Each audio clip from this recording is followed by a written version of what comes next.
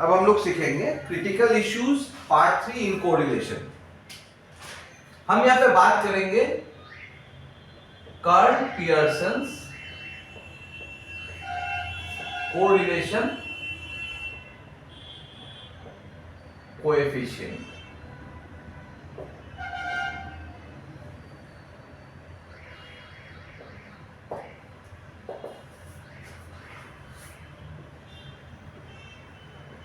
It is the best method. कुछ points लिखा है जो जरूरी है जानना। It is the best method. Number 2, relationship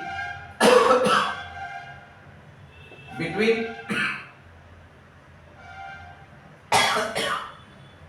two variables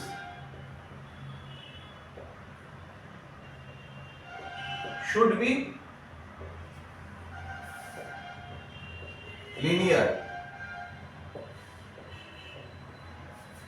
number 3, R का फॉर्मूला क्या है? cos xy by sigma x into sigma y।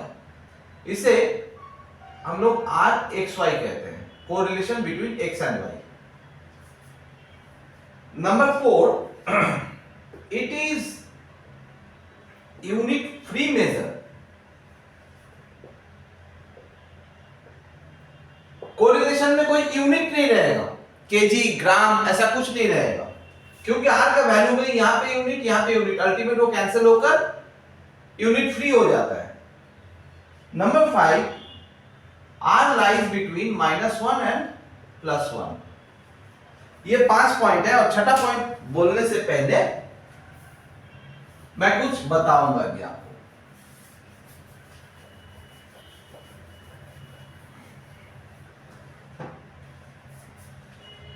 6th point लिखने से पहले कुछ बता देता हूं। मान लीजिए एक कोरिलेशन हमें निकालने दिया 10, 20, 30, 40, 50 और y का वैल्यू है 20, 40, 60, 80 और 100। हम इस वैल्यू को थोड़ा सा मॉडिफाई करेंगे। x का वैल्यू को x minus a by b। a हम मानते हैं 30 को और b हम मान लेते हैं 10 को। तो क्या होगा? 10 इस फिगर क्या होगा? 10 माइनस 30 बाई 10 मतलब -2। फिर 20 माइनस 30 बाई 10 मतलब -1। इसी तरह 0, 1, 2। फिर आता है v में y minus c by d। c हम मानेंगे 60 को और d मान लेते हैं 10 को, मतलब 20 माइनस 60 डिवाइड बाई 10 -4। फिर 40 माइनस 60 बाई 10 -2। फिर 0, फिर 2, फिर 4। तो आपको आर यू भी निकालना है। तो आप यू भी आ गया, आप यू भी निकालिए, यू स्क्वायर निकालिए, भी स्क्वायर निकालिए। फिर आप कीजिए cos यू भी by sigma you into sigma भी। इस तरीके से आप एक्स वाई के रिलेशन से यूवी के रिलेशन में आप जा सकते हैं और वहां पे भी आर का वैल्यू आपका आ जाएगा। सवाल ये उठता कि ये आर यूवी का जो वैल्यू है क्या वो आर एक्स वाई का वैल्यू के साथ इक्वल होने वाला था? अगर मैं एक्स वाई को लेकर चलता तो उसका जो वैल्यू आता और यूवी का वैल्यू क्या सेम आता? हाँ, वैल्यू सेम आता, लेकिन साइन में अंतर आने से भी आ सकता है। उसके लिए अब मैं अपना पॉइंट नंबर 6 को डिस्कस करूंगा।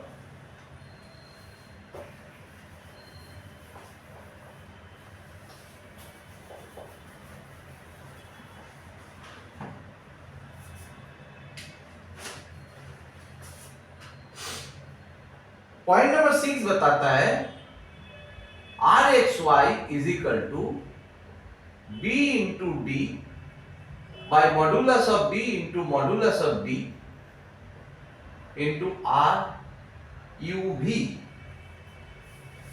बी का मतलब ये जो है u is equal to X minus A by B, ये है b, और v is equal to y minus C by D.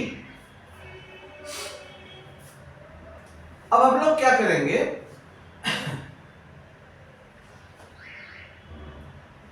अगर आप ध्यान दीजिए आर एक्स वाई और आर यू भी दोनों वैल्यू सेम होने वाला है, क्योंकि बी बी कैंसिल होगा, डी डी कैंसिल होगा, दोनों वैल्यू सेम होगा। अब पॉइंट कहां पे है कि अगर b और d दोनों प्लस रहता है, क्योंकि मॉडुलस तो यहां पे पॉजिटिव होने ही वाला है, दोनों पॉजिटिव, तो ये पॉजिटिव होने वाला है। आर एक्स वाई और आर यू भी सेम सेम आने वाला है। b और d अगर दोनों नेगेटिव है तो आंसर पॉजिटिव, b और d अगर दोनों पॉजिटिव है तो आंसर पॉजिटिव। लेकिन b अगर नेगेटिव है और d अगर पॉजिटिव है, या फिर उल्टा b पॉजिटिव है d नेगेटिव है, तब जाके r x Y is equal to minus r you भी, ये हो सकता है इन दैट केस। तो चलिए इसके लिए हम लोग को थोड़ा सा आगे एक प्रॉब्लम करने को मिलेगा, उसमें हम बता रहे हैं, दो प्रॉब्लम करेंगे उसमें। पहले थोड़ा ना u को हम डिराइव कर देते हैं। u को ऐसे लिखेंगे हम लोग x by b minus a by b, मतलब 1 बाई बी साथ में x minus a by b. कोई भी इक्वेशन आएगा u v से, और एक u in terms of x, v in terms of y, उसको आप ऐसे कर लेना 1 by b into y minus C by d. ऐसे करने से आपको थोड़ा सुविधा होगा काम करने में। चलिए शुरू करते हैं।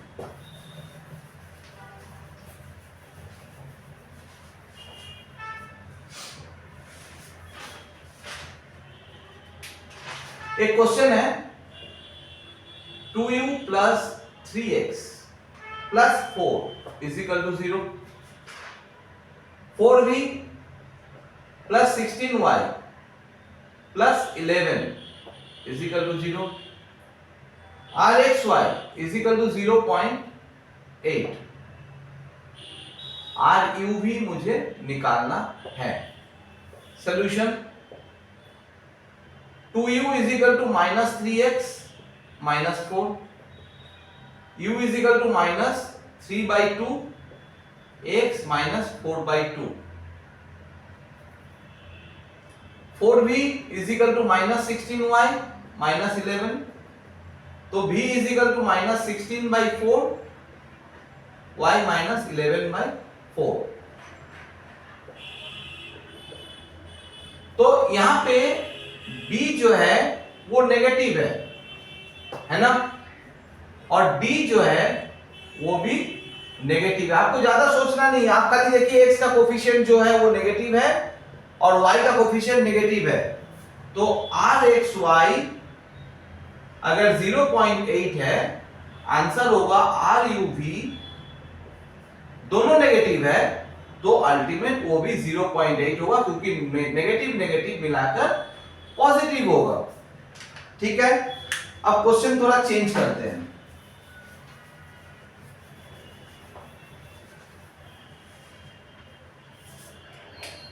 Two u minus 3x plus 4 is equal to 0, 4b plus 16y plus 11 is equal to 0।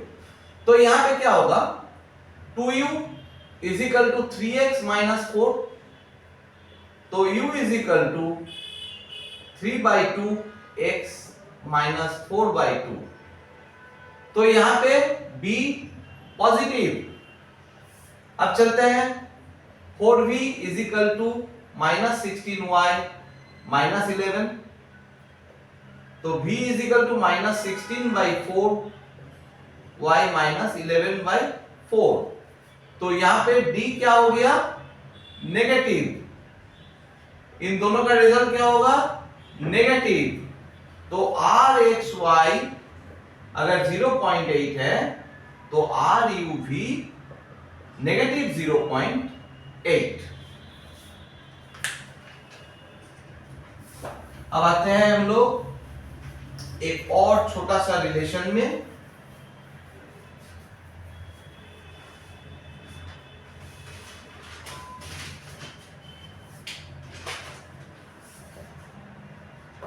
note, if y is equal to a plus bx और b का वैल्यू मोर देन 0 है, देन वैल्यू ऑफ r क्या होगा? If y is equal to a plus bx और b का value less than 0 है, then value of r क्या होने वाला है? आप इसको थोड़ा देखिएगा, a plus b x, y is equal to a plus b x, क्या ऐसा नहीं लग रहा है?